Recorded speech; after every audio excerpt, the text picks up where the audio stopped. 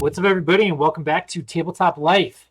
We are here today with the Pro Tabletop Team, and we just came off a hot second placing at the American Team Championship. If you're unfamiliar with what that is, you probably shouldn't be watching our channel. But just in case you are watching our channel and you don't know what it is, it's the American Team Championship, which there was about 70 teams of 5 players.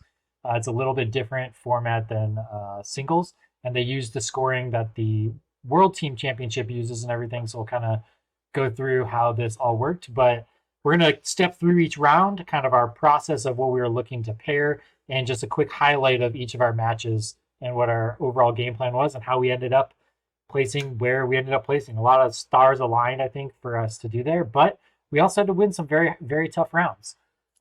So to kick it off, how the event works as a whole is it's like a picking and banning process.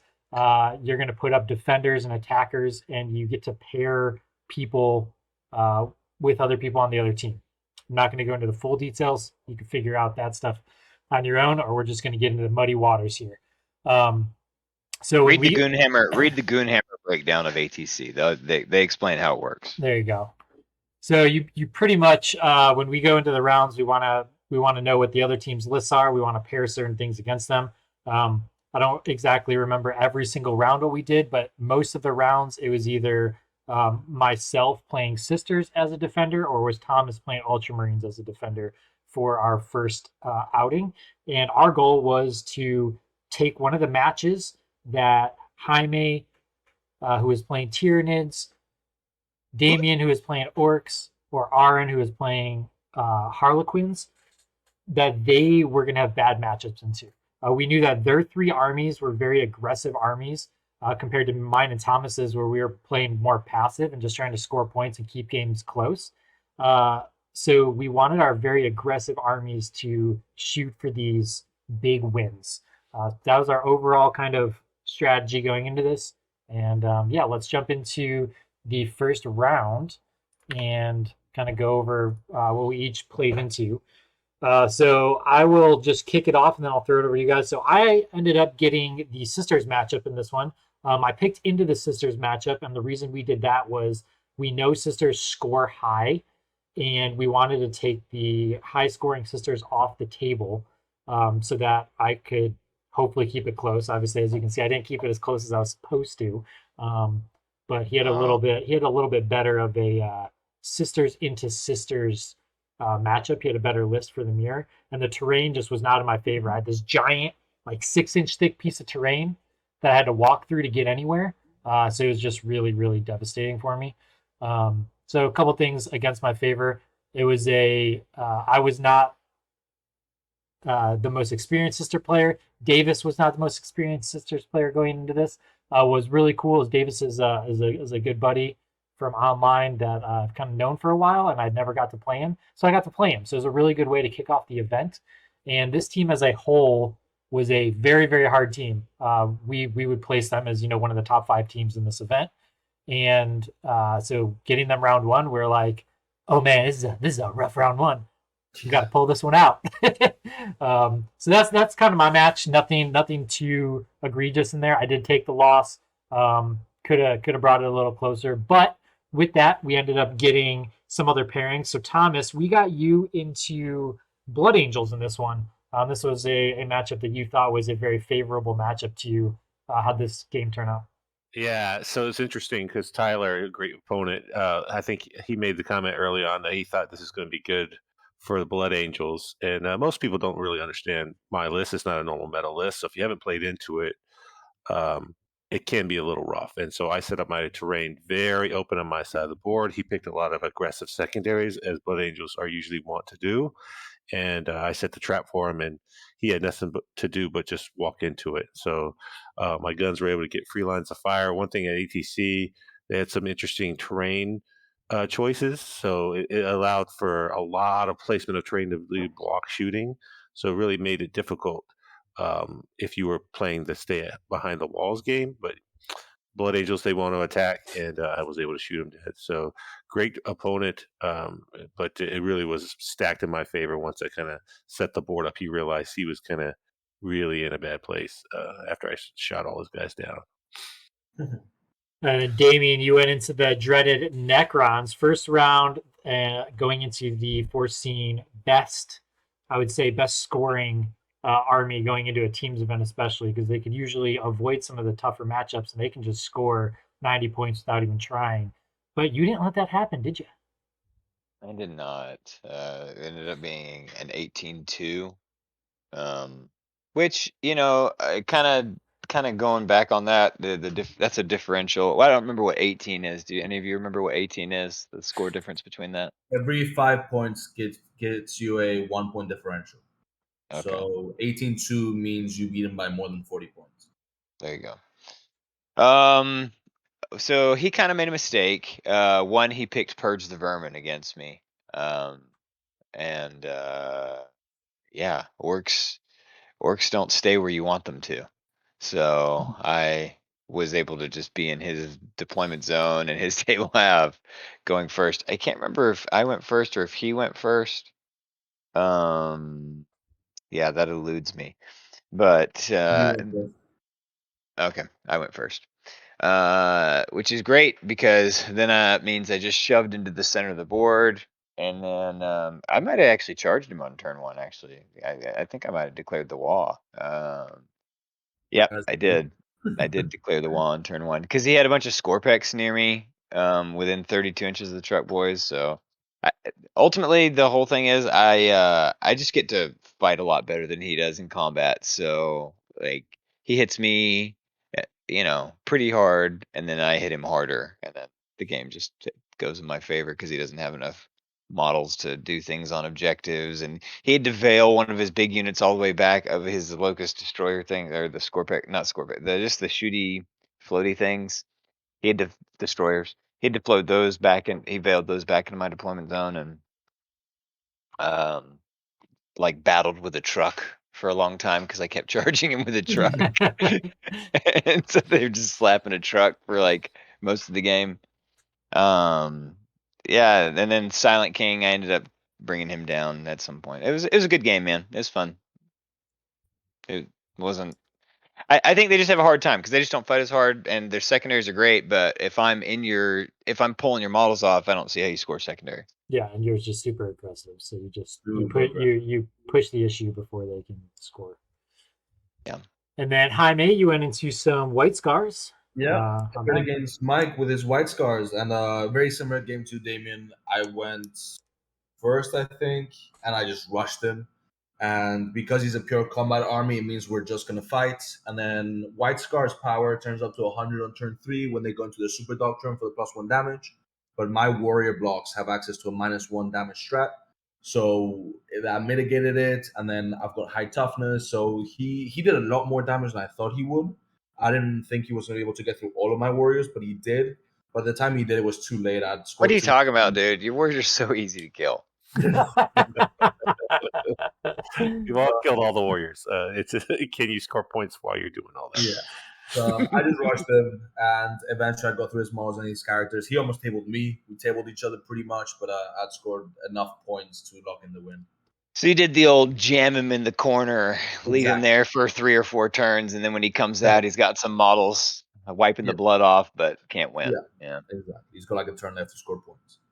And then Aaron with his Quins went into Mark Hurdle, which he was playing Yeah. Death Watch. Super hard match. Don't know too much of the details there. All we know is Death Watch hit Quins in an unexpected way. I mean, Mark Hurdle is Yeah. one of the best players in the US, right? Like he's an incredible Yeah. player with insane Yeah. skill.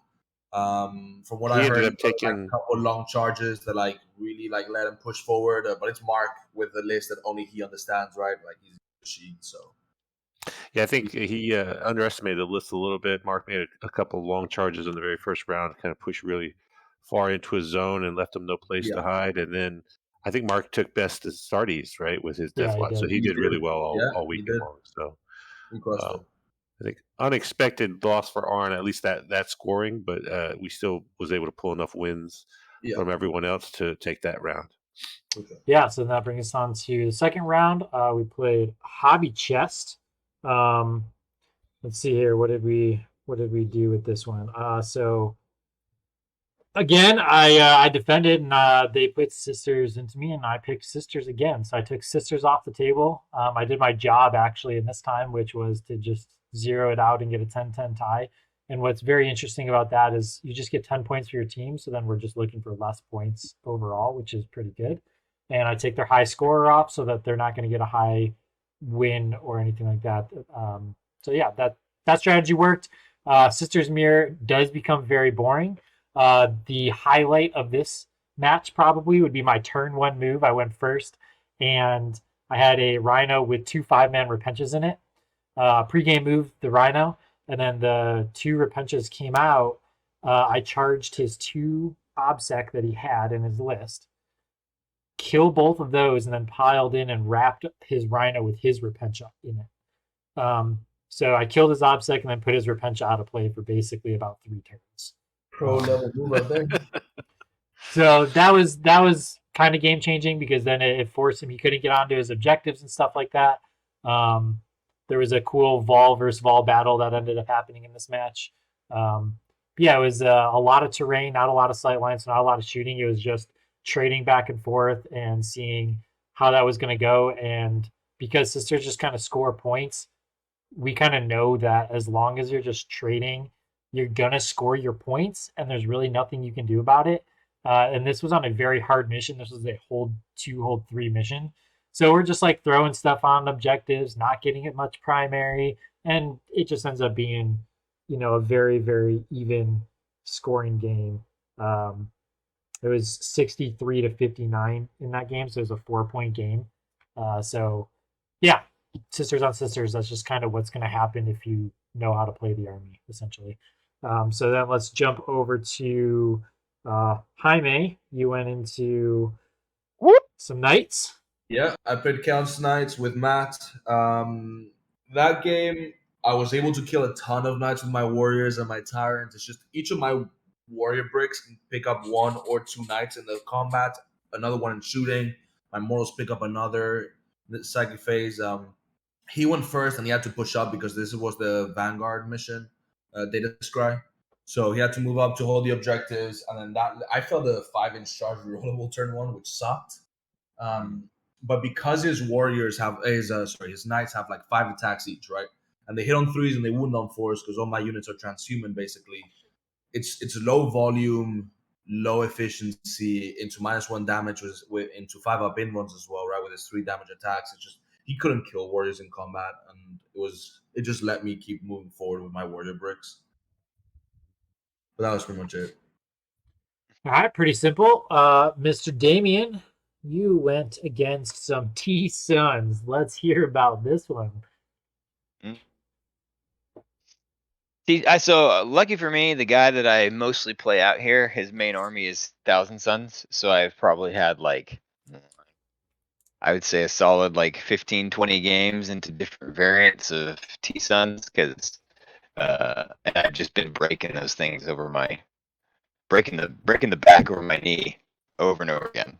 And so I know what the army can do into me much faster than them. He kind of set up on the line. I probably didn't explain Trek Boys well enough to him, I suppose. But he didn't really go into great detail about his unknowingness about them. I mean, I told him that they go 32 inches, which but he didn't understand. I don't know. It's hard to visualize where they Just go. made a base that it's hard to understand what that actually means, right? Yeah, it's hard to understand a little bit. So anyway, I got to go into him, and I got first turn on that one, and he kind of set up on the line 24 inches away from me. So then I was like, well, I guess I'll just charge you as much stuff as I can, which is a fair amount. And yeah, it just eviscerates him. And Models were getting picked up at an alarming rate. yeah, it's pretty funny. Jaime made me feel bad though, because he walked over and he's like, my opponent's standing there, and he goes, "Hey, is this your deployment zone over here?" And I'm like looking at my opponent. I thought he was like trying to like be a douche. And I'm like, No, I just no, didn't Jaime, understand what this was is not his happening. This is not his deployment zone. Shut up, man. He's getting his. Yes, my models are over here, but I did not start over here. I started over there. I was really not trying to be rude. I, I'm I sorry, know. students. No, I know you were trying to be rude. And then Thomas, you went into Eldar. This is the first Eldar that we had in this tournament here, and you got to bite that one. How'd that feel? So we knew that wasn't a great match for me on a hole 2, especially. Eldar's is so fast. I can't spread out my army. Data Scry hole 2 all across the board is a terrible match. But I had played Ramsey in a tournament not too far ago where he basically won by a few points, ended up taking 3rd place in that tournament. So we had played. This is my chance for vengeance. A lot of smack talking was happening, but I knew at the very beginning that there was really no way I could win. I was just trying to keep it close, and all my kind of playing and gaming was kind of revolved around that. There was a couple points lost in the midst of the game, but I think at the end of the day, his BL10 Eldar list was a very good list, and he was playing with his brother Cadence, so it was kind of good to see those two guys and just see Alex again. So took the win in regards of the team won. They got all the good matches, and then we Brad and I kept it close on our 2 games, kind of all our strategy, so it worked out good for us that round. Yeah, I mean a 12-8 into Eldar view, that's phenomenal showing. It's phenomenal. I don't think anybody can complain about that at all.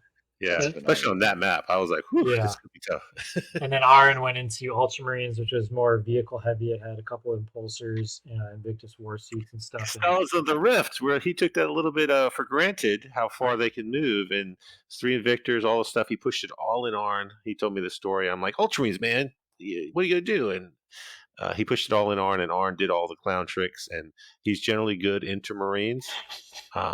And he had a lot of forward pressure. He was sweating there for a minute, but once he got done with his first 2 turns, it was really no Marines left. Yeah, no saves. There's no vehicles left, right? It's just they're just kind of gone. They got hit hard. So we pull that one out, and then we go into the 3rd round. This is going to be the round that we actually took a loss. So we had overnight to do all of our pairings, and let me just tell you this. We spent hours and hours doing our pairings, going through all of our matrices, all of our situations and stuff like that. And I remember the conversation with Aaron and myself, and we go, all right, all these situations end up in our favor for pairings unless they defend with Eldar and they defend with Sisters as their first 2. Either way, they defend with Sisters and Eldar Sisters. We're like, then it gets really screwed up for us. So they defended with Sisters, we defended with Sisters, and they put Necrons and Eldar into me. And this is where we just huge mistake. I took the Necrons off the table because I was like, I should be able to keep it close. If one thing goes in my favor, I could turn it. I should have taken the Eldar. I should have just taken the Eldar off the table right there, and I could have had a better game versus the Eldar, and most of our team would have got the win versus Necrons. Some of them would have got big wins versus the Necrons. So that was our big mistake this round, was right there, the starting of the pairings, which then just kind of created a downfall in our pairings from there. So I ended up playing Necrons. There was no Catan list, which we knew I could go into. My problem, and kind of where I threw the game, I would say essentially, was he jumped 20 warriors in my back line, made the 9-inch charge, took my primary for me on turn 1. And then I thought those warriors were going to die a lot easier, so I didn't commit enough stuff to them. And I threw a squad of Zephyrum to go and kill some Scorpex destroyers. I also didn't know that they had a -1 to wound strat. So my Zephyrum basically did nothing, and he just ended up killing a squad of 6 Zephyrum for free. So I threw away a unit there on a turn I didn't need to, and the warriors didn't die. I killed 12 warriors, 16 warriors or something, and 12 came back. I'm just like, yeah, what am I supposed to do about that? So those warriors literally lived all game after that, and it just took my primary for me every single turn. So that was kind of the turning point of me not getting. It would have probably been a 10-10 if I would have been able to clean up those warriors. Maybe I would have pushed it into my favor a little bit. But that was a big turning point. The highlight, though, the highlight of the event was I had my no invuln bubble with my Canoness and Vol in the middle of the table, and here comes the Silent King to try to kill Vol. The Silent King and 5 of the Scorpex Destroyer combat guys. I use all of my Miracle Dice and saves on the Destroyers to save Vol, keep her alive. I've got 3 wounds left on Vol. The Silent King still has to swing. Silent King goes through all of his attacks, brings Vol down to 1. Vol's got 1 wound left, lives. Silent King has no invuln. I swing twice with Vol, end up killing the Silent King. He auto blows the Silent King up and takes me with him. So like it could not have been any more epic. So like that was the coolest thing I think that has happened in a game in a very long time. So you can't be mad about it.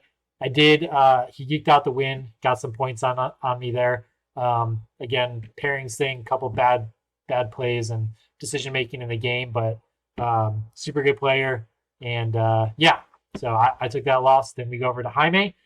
You did the Nids versus Nids mirror in this one. So this is where I was super nervous because Danny was playing on his nades. It was very close to being a exact mirror matchup. I had a couple extra warriors, but I was super nervous because going into this tournament, I played like 6 or 7 games with the Nids, so I wasn't like super experienced. And playing against another Nid player made me very nervous. He went first and killed 8 out of my 9-man warrior brick with his Harpies. And that was horrendous because that means I lost my advantage of having more warriors. Normally in the mirror, whoever has more warriors will have the upper hand. He goes, kills 8 of my 9 warriors between bombs and shooting with a heavy venom cannons. It was really bad. I responded. I did the same to him, but I only killed 4 out of his 9-man. So it wasn't as effective. We each killed each other's Harpies. And he had the upper hand the entire game until he sent his Tyrant to go kill 3 Venom Throws. And the issue is Venom Throws are 4 wounds, and the attacks on the Tyrant with the Super Sword, the Reaper of Obliterax, is only 3 damage, even though it does mortals afterwards. He failed to kill the Venom Throws, so he couldn't overrun. And that meant that I got to kill his Tyrant without engaging with mine. And then that let me push up, and then overrunning some warriors on key turns to get onto his backfield objectives. Let me remove his banners, remove his primary, and lock in the win. But it was a really fun game, really close, and I got very lucky with him bouncing off my venoms. But super fun. Awesome. Damien, you went into Sisters, Matt Estrada. This was my funnest game of the whole tournament. Not that my other games weren't fun, but this guy, he just was a great player. We had some great laughs, honestly, and the game was like super tactical, as much as I can be, you know. I'm just an orc, but him with his sisters, I got to go first, and so he deployed very cagily, like a coward, and I hope he hears that. And then so I was like, okay, well, since I got first turn, I'm just gonna shove everything I have right in the center. That's what I did. I literally put my entire army into the middle, all my kill rigs, everything. And this is where I made a mistake because I was like, well, I made 2 mistakes here. One, I was like, well, I'm gonna touch this big obscuring thing in the middle with one of my kill rigs, so I can do a psychic power and then shoot into his paragons with the las cannon and maybe pick one up. So that'll just be a little, or maybe try to pop a rhino. I don't know if I could see the rhino though. I think the only thing I'd be able to see is just the paragons. And so that's what I did. I failed the psychic power, and then I did one shot which failed to wound the paragons, and I was like, that didn't seem worth it because now you can just shoot all your melta back into my stupid kill rig, and that's what he did. So he popped a kill rig on turn 1 because I let him, because I'm goof troops, and then I call it bait, Damien. Oh, yeah. That's true too. He this was pretty funny. So everything shoved up in the middle. He's like, he put his hand up, like, you know how you do like the thinking emoji with your fingers on your chin, you know, and he's like, I'm just gonna have to take a couple minutes. And he just started like analyzing the battlefield, and then like came up with a plan, then like executed it well. He charged a bunch of Zephyrim, and I took the biggest and the best, right? Because I'm trying to make that secondary work. I got 15 points one time. Anyway, so he like How many comes points you get across in this game? 2 because Yes. I touched Saint Germain. I touched an objective for 1 turn in no man's land. Yeah, mistake. This is my second mistake. He comes across with all the Zephyrim, and I'm like, yeah, no way, man, no way, Zephyrim kill.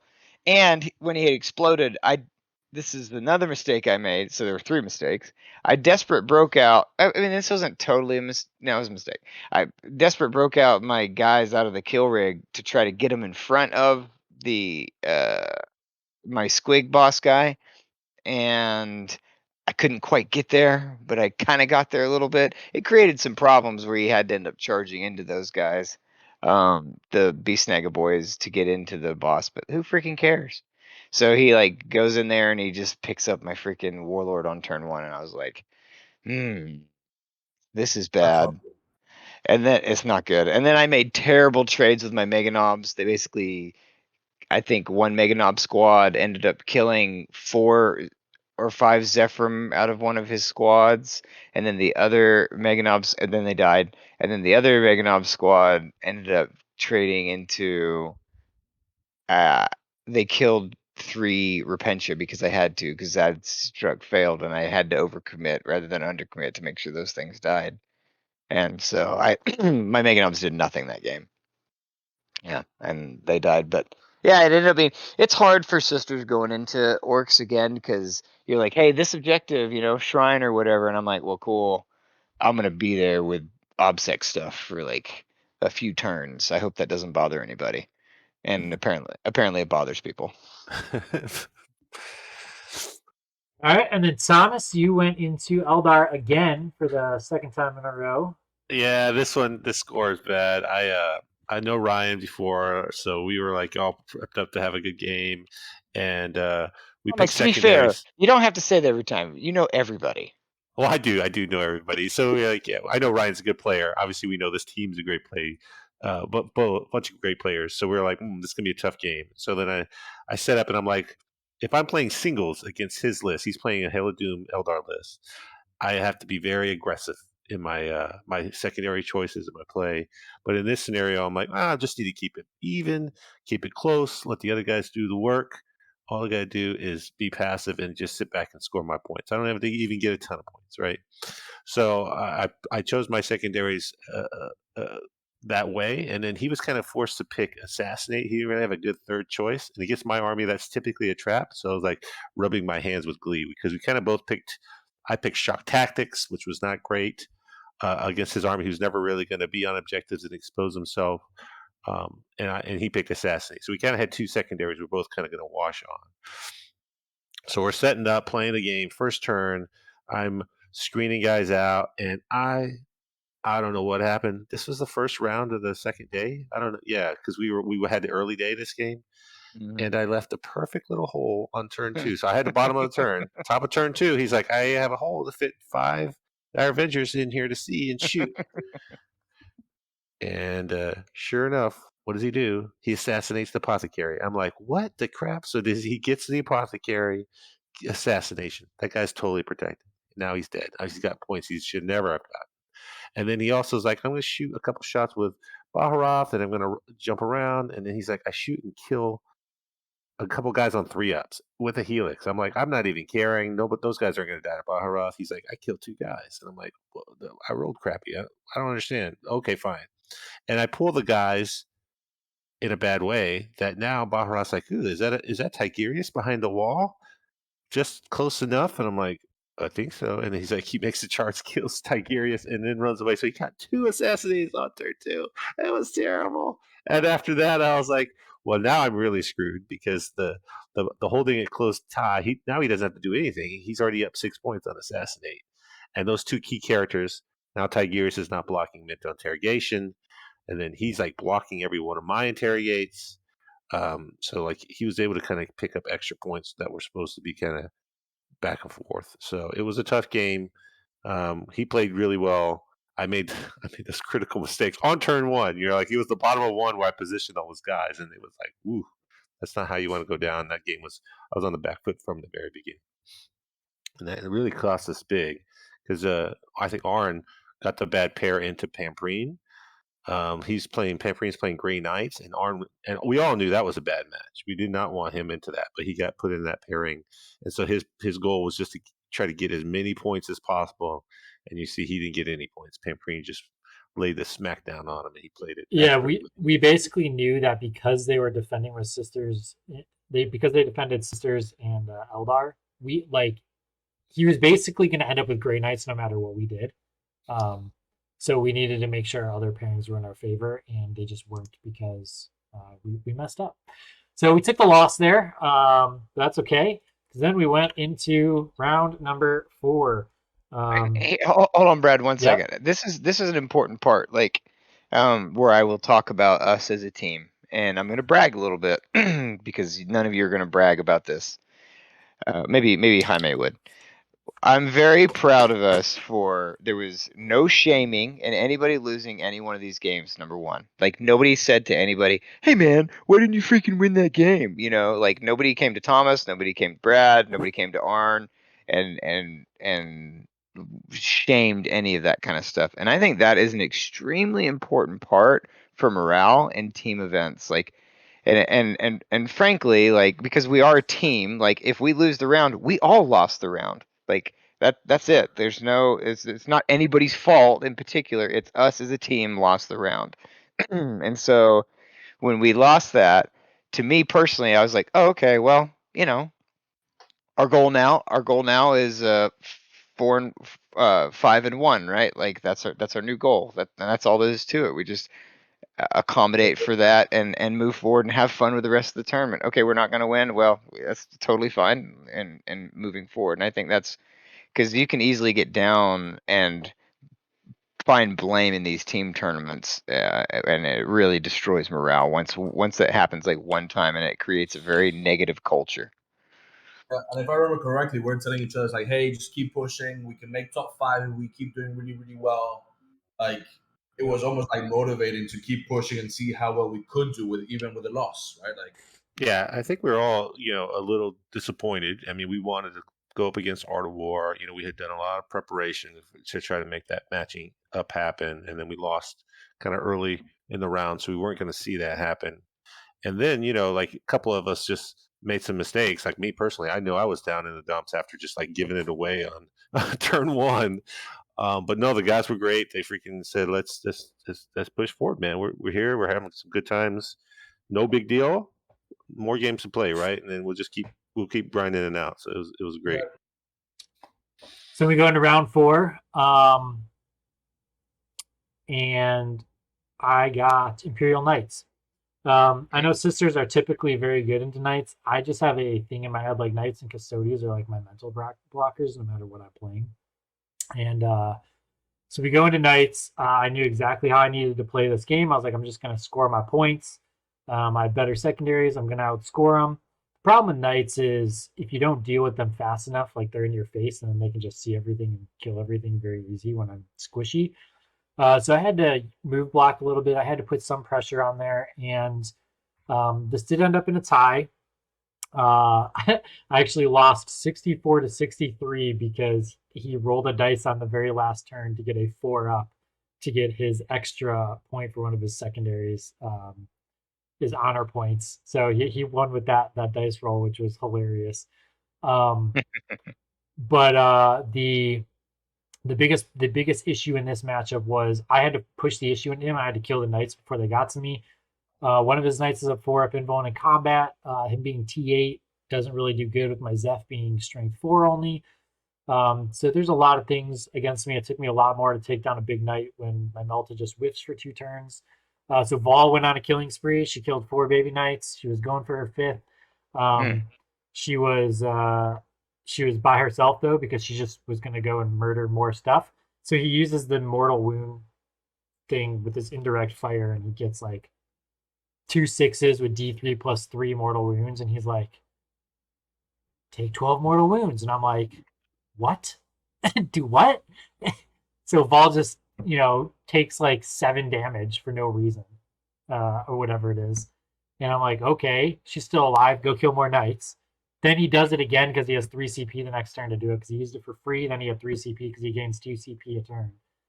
And I'm like, okay, well, Vol's dead because she's just gonna take a bunch more mortals.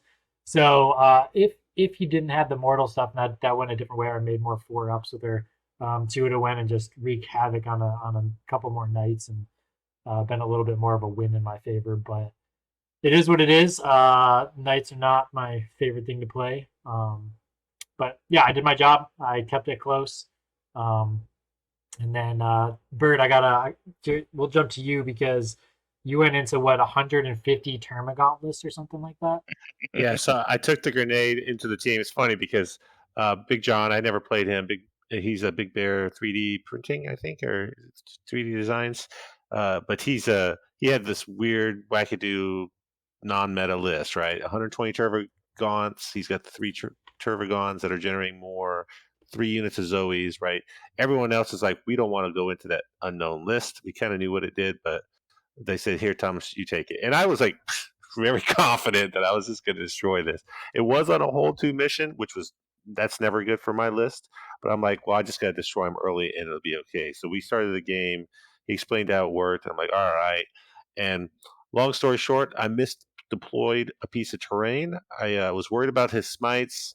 I put it a little too far forward, and ended up spending my whole game in that piece of terrain. And then like at one key point when he tagged some units with his Tervagons or Termagants. I was like, okay, now I'm going to desperate breakout, and then I'm going to destroy your whole army, right? Because I was going to shoot twice. I had the full rerolls.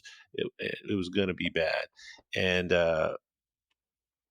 I just never used that strat. So I used it when we measured. I couldn't get all the way out of engagement range, and so we played it as if I can't make it out, I don't get to do it, which greatly impacted my shooting. I basically didn't get to shoot with half my army. Couldn't shoot twice. Couldn't do all the things. And in reality, if you So can't does make it that out of engagement, they just die, which would have been perfect. I would have got to shoot. So. does that mean you can't back out though on a rules question? I mean, that's why you guys played it, but I thought it just said the unit gets destroyed. So like, It does. It does. We didn't realize that until like the turn afterwards. So it would you have wasn't like we. destroyed the? Would you have Oh destroyed yeah. the unit? Oh Oh yeah. yeah. So Mm. well, the way the Termagants work is you shoot the Termagants, and if they're under 15, then you can target the big bugs. Mm-hmm. And I was easily able to shoot the little bugs, but like now I couldn't shoot the big bug, right? Because I didn't have that shooting. Those units were screening 2 different big bugs, and it was bad. So again, not a great score on a whole 2. I couldn't get any primary since I get that turn 2 activation. I didn't get to shoot my whole army. I was able to kind of table most of all the bugs towards the end, but the damage was done, so the scoring really hurt. But it was a great game. I mean, that on me, right? We're not knowing the rules. He didn't know it either, so we just played it wrong. But it was a great game. And then we'll jump over to Jaime. So I'm going to lead this one because this was really funny. There was some magic box ruins basically on this one table. And they're like, oh, Brad, you got first pick. Pick that versus knights. You literally can't lose. You just sit there with your Melta inside that ruin and shoot the knights all game. Okay. So like I go over to that table. I'm like, I'm going to take this table before like they were all set on what was going on. And then they're like, well, wait, whoa. Or I guess they had first pick, I guess. And we thought they were picking a different table. So I was like, oh, I'm going to pick this one. And then I walk over to Jamie. I'm like, I think I just got you that table versus Tau. And so then, they saw that I wanted that versus Knights. So then their Tau player picked that one versus Jaime, which was it was the greatest thing. It was so great. It was just trying to block. It was just trying to block Brad's sisters, and in reality, he just gave that table to the Tyranids against his shooting Tau, so they got to hide in the boxes and just go at will. So, It was bad luck for him. on this table, we each had a magic box, right? But he's a gunline, I'm a combat army, so it helped me a ton. I was able to go first, move 2 warrior blocks, bricks into the magic box, and then he made one mistake, which was Jesse made one mistake, which was screening with a unit of Kroot hounds instead of unit of Kroot. Because it was only 5 models, I got to move around them and use them to get a 3-6, picking the 2 highest charge into his backfield. So one of my warrior breaks was able to slingshot all the way into his deployment zone on turn 2. I flew my harpies off turn 1 because his railguns, he had like 3 hammerheads, 2 hammerheads to destroy the harpies because they ignore inbounds. So I flew them off. I brought them back in and were able to kill some chaff and finish some wounds off.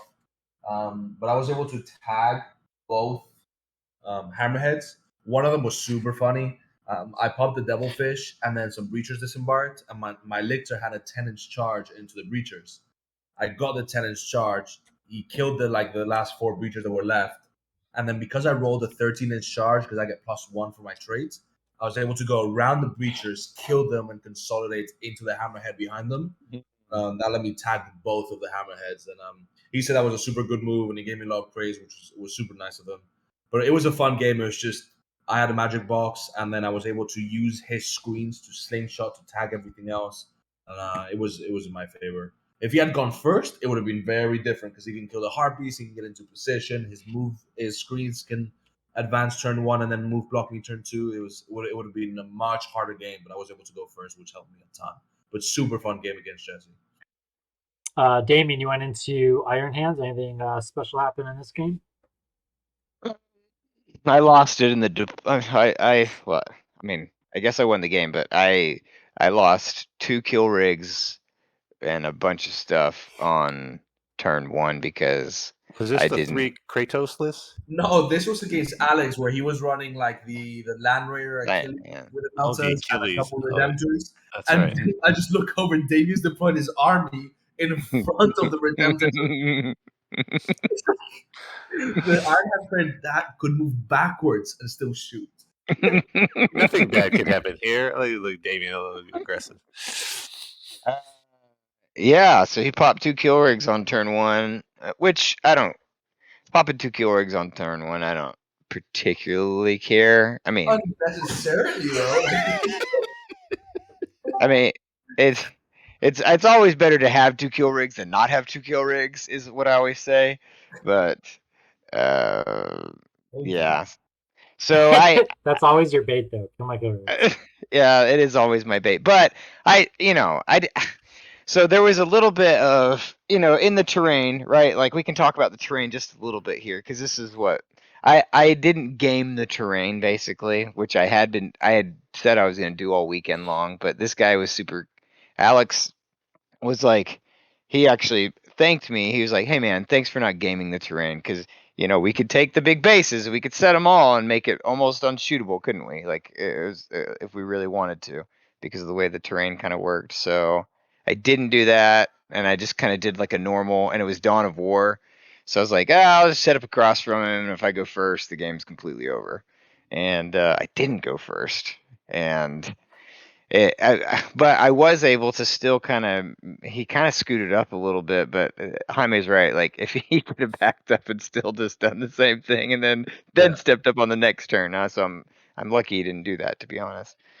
And so the one cool thing that happened in this, though, my warlord, he got into combat with that big Achilles, whatever that thing is. I can't remember what the big Land Raider. the Land Raider, and that thing just dumped all 8 of its meltas and the 2 freaking missiles, all the crap into him. And I freaking lived because I had 15 5-up feel no pains I had to make, and I only failed 4. Jeez. So yeah, he lived. It was crazy. Well, that It was cool. happens. And then Aaron went into Sisters in this one. Hello, Aaron. Is there anything special that happened in this Sisters matchup that you would like to talk about? So generally, Harlequins into Sisters is a very good matchup. Just everything Harlequins do matches up really well into Sisters. Plasma grenades, neuro disruptors, it all kills Sisters super efficiently. So it was really just a case of trying to time when I want to engage, so I didn't overextend. Because like the one way I can lose this is I throw all my stuff, and then I get countercharged by like Morven Val and then no invul Canoness and everything. So I spent like 2 turns just positioning and throwing Morven Val over to one side. And then after I did that, I went, okay, cool, Morven Val's over on this side. I'm killing everything that's not her. And yeah, Yeah, and that was really just the game. It's you got very us a easy. nice 20-0, which is something that we need for the rounds. Yeah, So it's Sisters can score a lot of points against almost everyone, but Harlequins are just uniquely suited to just table them in 2 turns. So yeah, and we found that out in our practice games too. And I'm like, yeah, I don't want to play into them. Yeah, we were like very confident about sisters, clowns, whatever. Clowns no good, and Arn was very happy to show us that we were not correct in our estimations. So it was good. So that took round 4. We got 2 more that we're going to try to pound through in the next couple of minutes. So then in this next round, this was a team that we actually did pairings against the night before as well because we thought we might match up against them. So we kind of knew what matches were going to be good or bad for us. And going into this round, Thomas had already played 2 Eldar, and Jaime and Damien came up to me and they're like, look, Thomas cannot play Eldar again this tournament. I was like, all right, I'll just take Eldar. I'll take it. It's fine. And so then we defend with me, and they put Eldar and something else, and just zero hesitation, taking the Eldar, taking Eldar off for Thomas. Thomas wanted to play Clark. They've been wanting to play that game for a hot minute, but that's not how this works. so I took that. Yeah, they made the decision for no Eldar really without my say. I mean, I was happy to say, okay, good, no Eldar for me. But then we drew Clark. I'm like, oh, well, Clark and I are supposed to play. We gotta play. And they're like, no, you something else. So yeah, so I go into Eldar. I kind of know what's going to happen in that game. He was forced to pick Assassinate against me, and I basically just denied him the Assassinate points and just kind of ran backwards the opposite way he was going. And I was able to place terrain where he had to commit like a full squad of spears to me, and then I just kill him, and he commits a full squad of spears, and I just kill him. So we had a trading game. I made one mistake where I didn't take some units out of a Rhino to wrap an objective, so he was able to put some obsec on that and take my 4 points, which I lost by 3 in this game. So that one play just gave me the L, even though it's a 10-10. But yeah, I ended up running all my characters away, put them all into a Rhino, and just kind of drove the Rhino away from him. So there was a very different style of a game, just to keep it close so that Eldar couldn't outscore me. Because I knew if I went aggressive against him, one little mistake on me could just cost me the game, and then he could get a big win against me. So I just went into it knowing I needed to keep it a close game, and yeah, that's what it was. Damien, what'd you go into in this one? This was the NID game. Yep.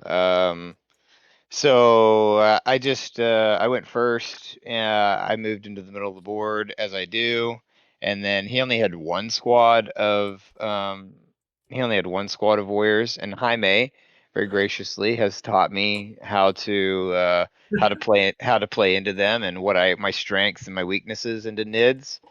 And so what'd you say? I didn't do that willingly. And so I shot. The only thing I did was I didn't advance one of my kill rigs, so I could shoot indirectly into the warrior block, and then I did the tremor shell thing on them basically. If I got one hit, and I got 1-6, I rolled a 5, and then I got 1-6 out of that, so it ended up the stratagem was able to go off, which slowed his warrior block down. They could barely scoot out, and on the next turn, I was able to just charge him with everything, and that was just that. All right. Aaron, you went into some Dark Angels here. Terminator spam. Yeah, I went into the Deathwing, which is always such a silly game to play with Queens. Because I think we didn't roll many dice that game. Let's put it that way. It was like turn 1, I move, he moves, he declares charges, I spent my CP to walk away, nothing happens.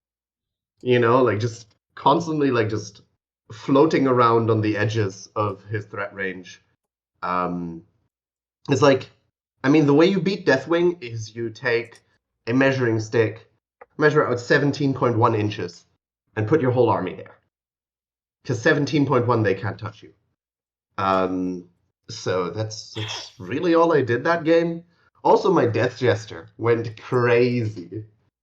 Turn 1, I shot my Death Jester at the Bike Apothecary. One-tapped him, 7 damage. And then turn 4, I shot him at the Chaplain. One-tapped him. Turn 5, I shot him at Ezekiel. One-tapped him. Oh my gosh. Jeez. Yeah. It's terrible. Death Jesters are terrifying, but So good. I definitely rolled above average that game. But it's always like this. Oh, you're transhuman. Well, I was re-rolling for 4-ups anyways because I want to do those mortal wounds. That's great. Yeah, it's like turn 1, I just shoot the apothecary, 3 shots, 3 hits on 2s, and then wounding on 4s, and I use both my luck rerolls to fish for more 4-ups. Yeah. And I just go like, cool, here's 3 saves and 3 mortal wounds. And he fails 2 other saves, takes 7 damage, and dies. That's nuts. It's just you, Thomas knows about that Death I Jester do. and what he does to apothecaries specifically. I survived the first time, and then my hubris, I'm like, whatever, Death Jester, I don't care about you. I'll kill you this turn. And he was like, I'm a cloud. I dance away, and I can't quite kill him. And then he's like, is that your apothecary? You're dead now. So I was like, oh my gosh. And then Thomas, you went into Blood Angels. We at this point we know you're comfortable in the Blood Angels, so we put you into them again. Yeah, poor Doug. He stepped right into the trap. His team told him he should be good into Ultramarines. He knew me. He's played against me. He's undefeated against me. I've lost 2 times to Doug. He was playing Knights on those other games way back in the past. So it was definitely our grudge match. We were laughing. And after we set up the board terrain, I did the same thing I did to my previous Blood Angels guy.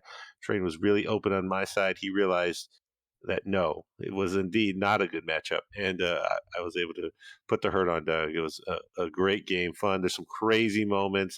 Judiciar hitting a 6 on the CP to survive from a melt-a-gun and then getting charged with 2 characters because he had picked a secondary that was like kill a character. And then I was able to tank the saves and do some shenanigans with my fight last to kind of skirt away damage. I didn't want to kill either guy because I needed to consolidate. I needed not to kill him because he was going to fight on death.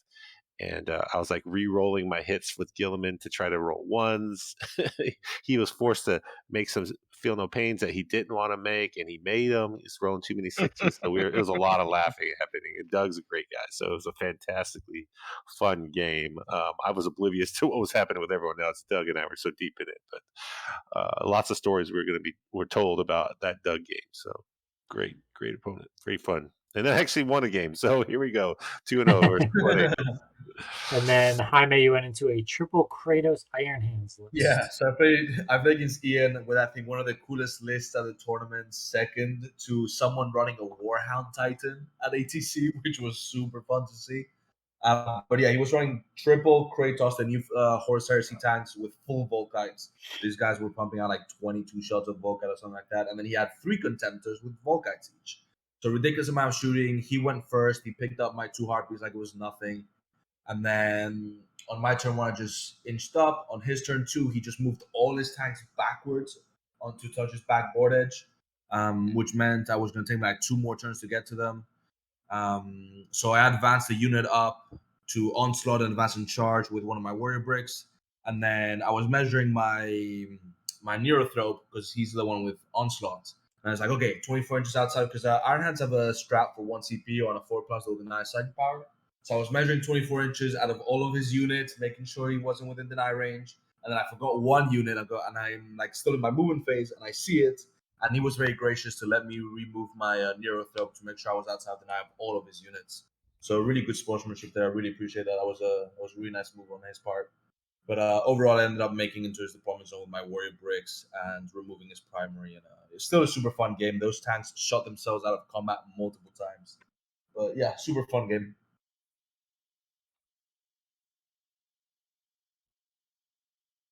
All right, and then we have going into the finals, right? So we had overnight and we thought we were going to go into a different team. We thought we were going to go into Matt Root's team, but we ended up going into Tundra Tactics, which is Gagno, Forsman, Oliver, Brad Townsend, and Cameron, Sexy Mexi, if you don't know who they are. So we started off with me defending on this one, and they put down Sisters and Dark Eldar, and the Sisters player, him and his team actually beat us out in Vegas last year, and he kind of wanted the rematch against me, and he wanted to play against me again. So it was like a super bait. They're like, oh, they kind of want to play each other because I kind of fed through that lobby up to him like, oh, we're gonna play each other again, aren't we? So they put the Sisters player out, hoping I'm gonna pick Sisters. I picked the Dark Eldar instead. I knew that I could keep that game very close for us. The Sisters mirror, it could just go one way or another. He had a little bit more trading pieces into me, so I didn't really want to go into him. I think that he had the better list going into the Sisters mirror, so it was just better to go into the Dark Eldar, take that off the table, score the 10 points, and call it a day. So I take the Dark Eldar. He's got a 80 Rex, some grotesques. He's playing the Army of Renown. I end up going first. I end up just scanning all of my objectives on turn one. He can't really do anything about it because he's not fast enough. So it takes him a couple turns to get active. So I just score as many points as I can. Then when he becomes active, he just is able to advance and charge and touch my whole army. So he makes so many 4-up, feel no pains when it comes time to do it. And I just don't kill as much as I needed to. So it was a super close game. It ended up coming down. He got it. He got onto my objective at the end of the game and won by 3 points because he took away my secondaries. So a couple little mistakes there. Nothing too crazy happened. It's literally just a blob of models, and it's me going, how fast can I kill them as they come towards me? That's really all that game was. Nothing too crazy there. So yeah, it was like another 3-point game. We end up with a 10-10 draw. Thomas, you went into Forsman. You went into their Sisters player. How'd that go for you? Yeah, so we saw it was like a reunion with Eric because we watched them play. We were doing the streaming for Games Workshop at Adepticon, and they were on the finals with their Grey Knights versus Custodes. So I got to chat with Eric while we were running the tables and the cameras, and so we get to meet again. So he was playing Sisters, and I'm playing Ultramarines, and again we knew on paper it's not a good match for Ultramarines. All I have to do is keep it close, and then from a gameplay perspective, if I'm playing singles, very different mindset. What do I have to do to try to win that game? I don't have to do that. I don't have to be aggressive. I don't have to take chances.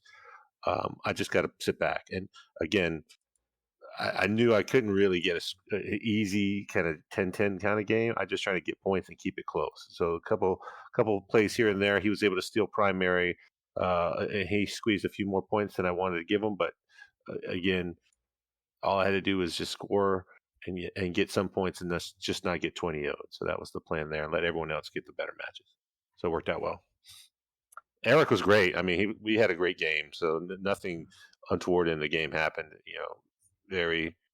Eric plays very clean. He's pretty new. He's only playing Warhammer for a couple years, and he plays at a really high level. So it was great to kind of put my Ultramarines on the table. We had played this team, like Brad said, at the Las Vegas team tournament. They beat us, and I was playing Sisters. I actually ended up getting matched up against Brad. He was playing Grey Knight, so I was happy to kind of match up against this team. We spent all night pairing the other team, so of course when we get matched up, we was all laughing because we knew typically ATC, you never know what the pairings are going to look like, and sure enough, we spent all this time pairing the other team, and we get this team instead. So it was kind of last minute. We were like, "Ooh, what are we going to do?" Because we didn't spend a lot of time looking at Gagno's team matchups, and we were able to get the matchups we wanted, I think. And then Damien, you went into Oliver, who was playing Blood Angels. Mm-hmm. Any standout moments in this one for you?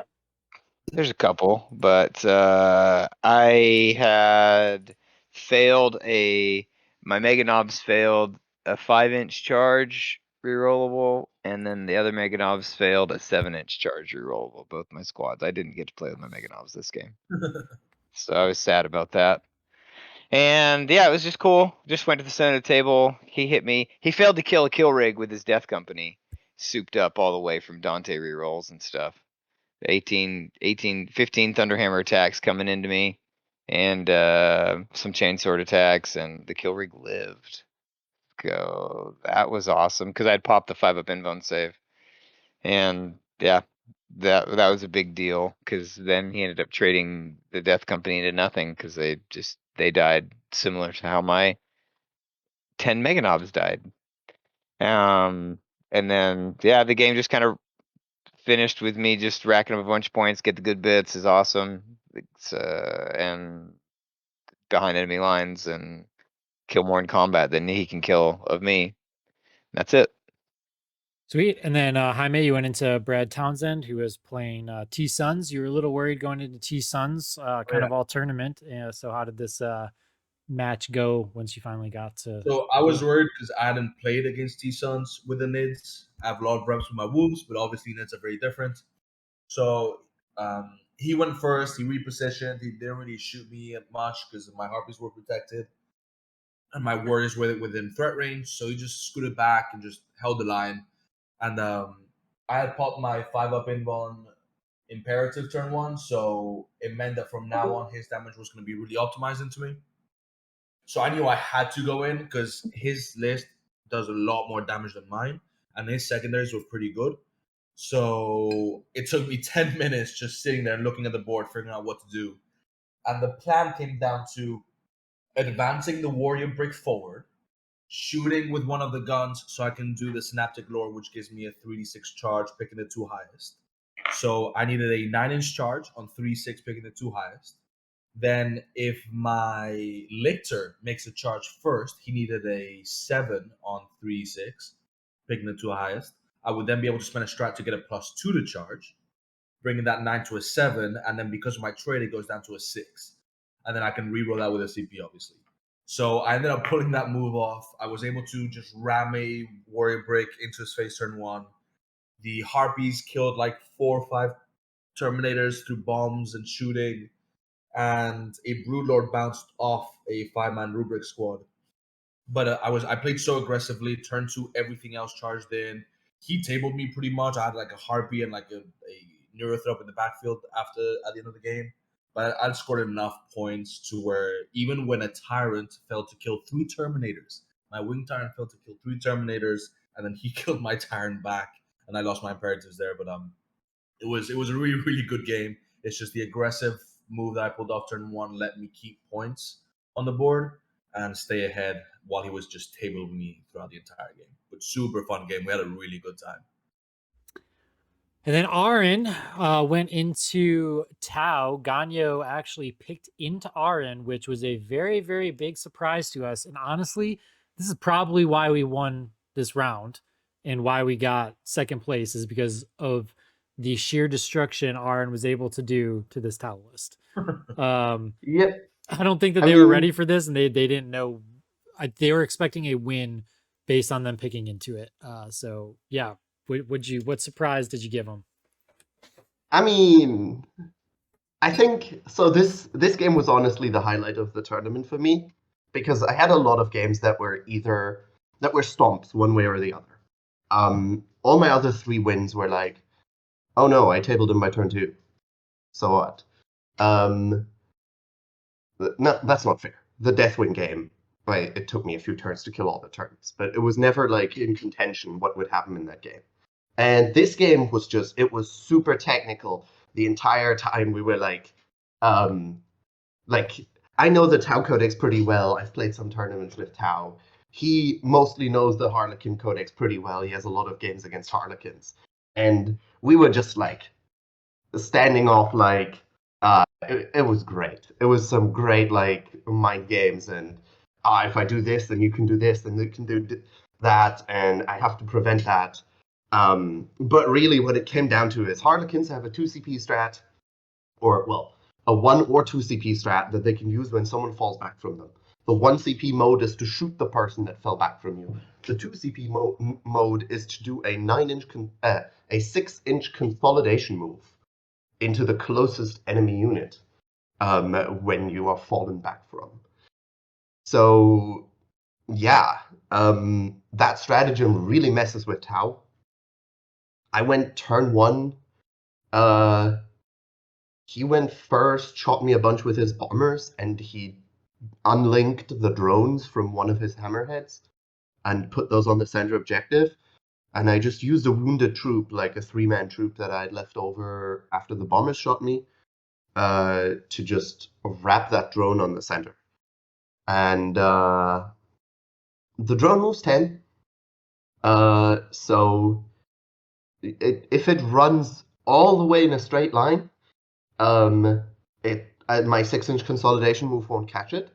But here on this first turn, he made a crucial mistake, and he moved a what do you call those? A hammerhead first, and the hammerhead ended up within 6 of the troop. So then, when the drone fell back, I just consolidated into the hammerhead that had fallen back. Brutal. And stayed on the center objective with those 3 troops. And the hammerhead couldn't even shoot in melee because it had fallen back, so it can't shoot. So just turn 1, like I got a 12 for holding the center and my home objective, and him only holding his own home objective. Neither of us were messing with the side objectives in that situation. And yeah, just from there, it was like, okay, those 3 troops, like those 3 dudes stayed alive until, like, I don't know, turn 4 or so. Because they went from there to his home objective, charged that very same drone again, and wrapped it again on his home objective. For him to then go, I can't fall back from these, because if I do, they will consolidate into my entire crisis bomb that is like in my home ruin and that is trying to do fire and fade shenanigans here. So, and I'd killed all his OPSEC turn 1. So basically, he now just doesn't have his home objective for that turn because he's not willing to deal with those 3 troops. And it's just like, it just escalates from there. They died on like turn 4 because he decided to leave the entire crisis bomb in his home ruin and just shoot those. There was like 1 leftover troop at that point after like a bunch of melee swings into them and whatever. And he just decided to shoot the crisis bomb into melee into the 1 troop. So he got it. But I would hope so. yeah. I made him roll it. I was like, you never know. Yeah. But no. The DW02 Advanced Burst Cannon alone picked me up, so that was fair. But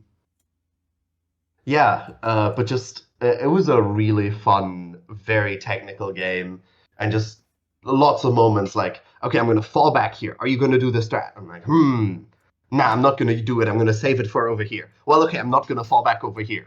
Okay, well, then I don't have to spend the strat. Cool. Just like back and forth shenanigans. It was super fun. Yeah, and so then that kind of cleaned up our round, and it ended us up in 2nd place. I think going into this round, we were the only team that didn't have a tie. We were the only team that was 4-1.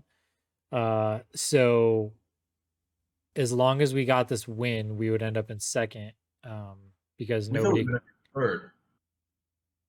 That's because we thought that the team we were playing was going to end up playing Art of War. Yeah. So we thought the highest we could get was 3rd, but then because we played Tundra Tactics, we can now get to 2nd.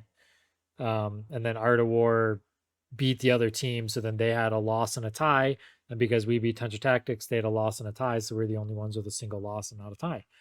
Yeah. So it was able to put us up into 2nd place. And yeah, I mean, it was a crazy run. Lots of good teams, lots of good opponents. Our strategy just kind of worked. We had the 1 round of missed pairings. But other than that, I think our strategy worked overall. Yeah, lots of lessons learned, but like it's pretty clear to all of us that like team tournaments is the way to play 40K by far. Yeah, it really is. If you have not been to a team tournament, try to get yourself out to one. ATC next year is the end of July, like the 28th to 30th. Highly recommend. It's super fun. It's just way different than singles. The pressure of winning every single round is not there. And it's way better as a team. It can be, but it's usually not, right? Like there are some rounds where it could be, but yeah. So yeah, that does it for this video. Thanks for sticking around and everything, and we will see you on the next one. Like, comment, subscribe, do all the fun things. Peace out.